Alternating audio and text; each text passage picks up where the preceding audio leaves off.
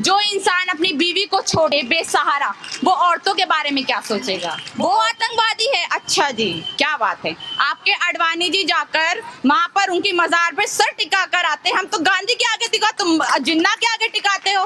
देशभक्त देशद्रोही हम जानते हैं कौन है। हम लोग डरते नहीं है आप जैसे कायरों से। आप कायर हैं, फेसबुक पे भौंकते हैं आपके वक्त बैठ के।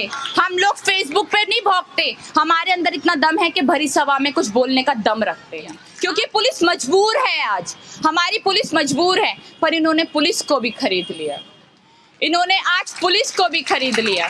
हम सही कहते थे, पहले भी बातें होती थी और आज भी बातें होती है। रवीश कुमार जी की बात हमेशा एक बात याद रहती है मुझे, हमेशा, इसलिए मैंने टीवी देखना छोड़ दिया है। उन्होंने बोला था टीवी को बंद कर दीजिए, टीवी मत देखा कीजिए। टीवी पे अर्नब गोस्वामी जैसे लोग आते हैं, टीवी पे सुधीर चौधरी जैसे लोग आते हैं, वो भड़काते हैं, और आज वो ही हुआ है।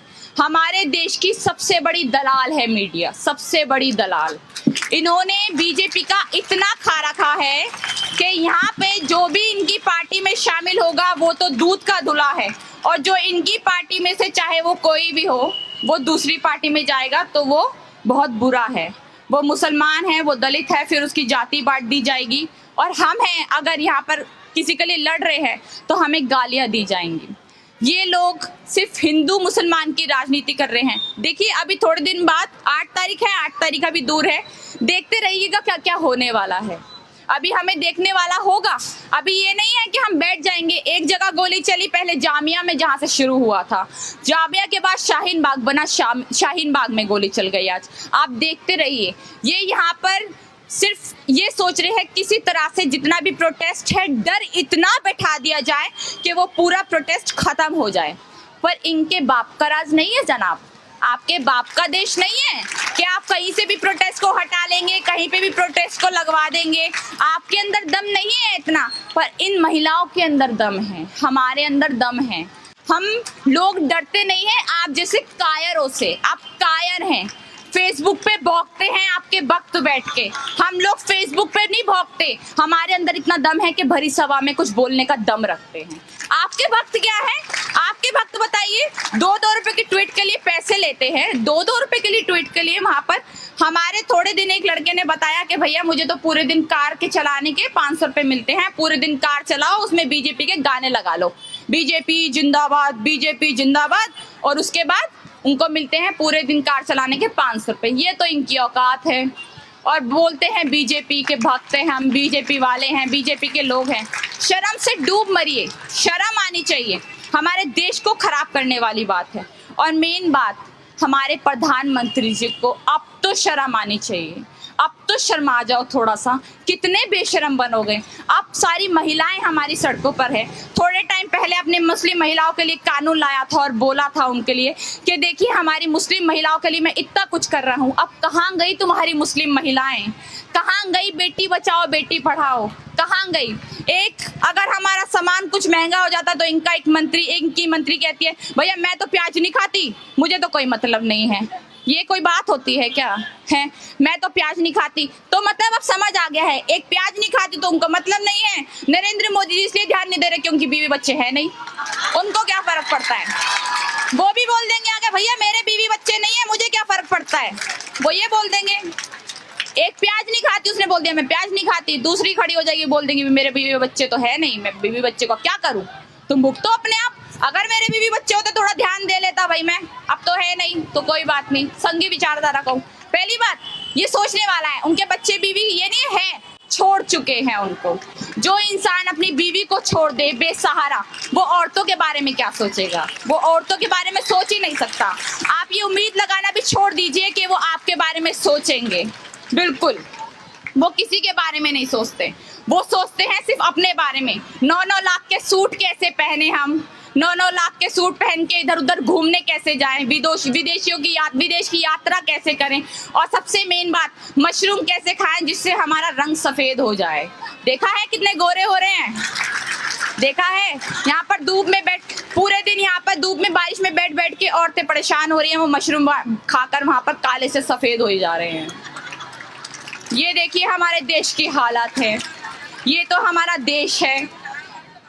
अब मुझे ये नहीं समझ आ रहा कि कब तक सही होगा भी नहीं होगा, ये तो मैं नहीं जानती, बट मुझे लगता है कि इसी तरह से आप टिके रहें कि देशद्रोही अपने आप को और देशभक्त कहने वाले जो हैं, हम आपको बताना चाहेंगे जनाब, हम इस देश की खाते हैं तो इस देश का ही गाते हैं। हम भारत जिंदाबाद के नारे लगाते हैं। आपकी तरह छुप छुप के पाकिस्तान की बिरयानी खाने नहीं जाते हैं हम लोग, पाकिस्तान की बिरयानी नहीं चखते हैं, ठीक है। एएमयू में आपने ये बोल दिया था ना, आपके बहुत बड़ी तरह से बोला ना आपने एएमयू में जाके कि जिन्ना की फोटो लगाई हुई है यहाँ पे, ये आतंकवादी है, वो आतंकवादी है। अच्छा जी, क्या बात है। आपके अडवाणी जी जाकर वहां पर उनकी मजार पे सर टिका कर आते, हम तो गांधी के आगे टिका, तुम जिन्ना के आगे टिकाते हो। देशभक्त देशद्रोही हम जानते हैं कौन है, आप मत बताइए हमें देशभक्त देशद्रोही कौन है। टुकड़े टुकड़े गैंग आप हैं, आपने हमारे देश को बांटने की कोशिश की है, हमने कभी बांटने की कोशिश नहीं की। अगर हम बांटने की कोशिश करते ना तो मैं हिंदू और ये मुसलमान अभी साथ ना खड़े होते। हम सब एक हैं, ये समझना पड़ेगा इनको। अभी थोड़ा सा भगवा खून है दिमाग में तो शायद अभी थोड़ा सोच नहीं पा रहे हैं। जिस दिन लाल खून भरेगा तो शायद समझ आए, और वो कब भरेगा कब नहीं भरेगा वो मुझे समझ नहीं आता है। ये सरकार निठल्ली और निकम्मी हो चुकी है, कब ठीक होगी ये देखने वाला तो जरूर होगा।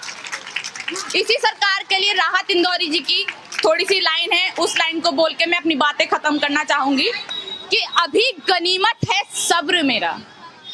देखिए, समझिएगा इन लाइनों को कि अभी गनीमत है सब्र मेरा, अभी लबालब भरा नहीं हूं मैं।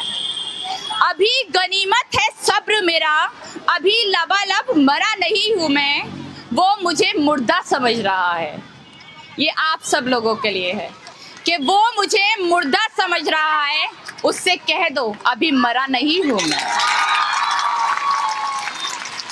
और ये इन हुक्मरानों के लिए है जो अपने आप को देश का बाप मान रहे हैं, पर उनकी औकात अब कुछ नहीं है। ये हम आपको दिखाने आए हैं कि वो कह रहा है, ये हम सब देशवासियों के लिए है, एक किसी कम्युनिटी के लिए नहीं है, कि वो कह रहा है कुछ दिनों में मिटाकर रख दूंगा नस्लें तेरी।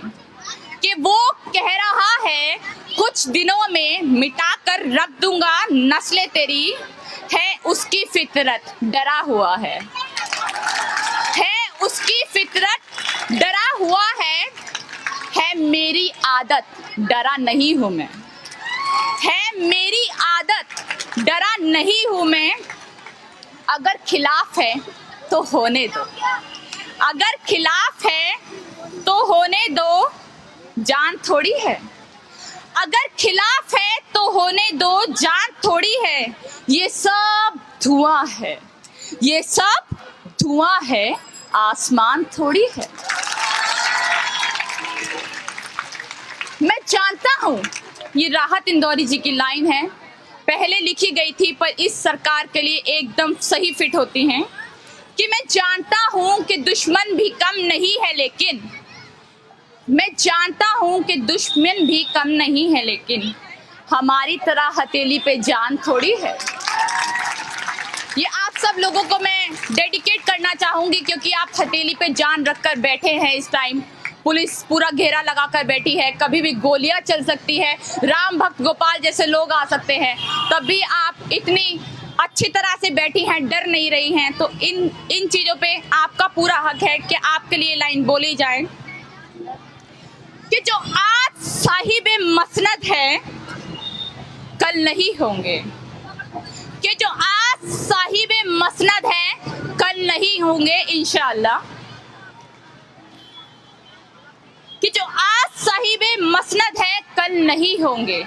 किराएदार है जाती मकान थोड़ी है, किराएदार है जाती मकान थोड़ी है, कि सभी का खून है शामिल यहाँ की मिट्टी में, कि सभी का खून है शामिल यहाँ की मिट्टी में। और ये लास्ट की लाइन उन हुक्मरानों के लिए जो ये सोचते हैं ये हमारे बाप का देश है, कि सभी का खून है यहाँ की मिट्टी में शामिल, किसी के बाप का हिंदुस्तान थोड़ी है।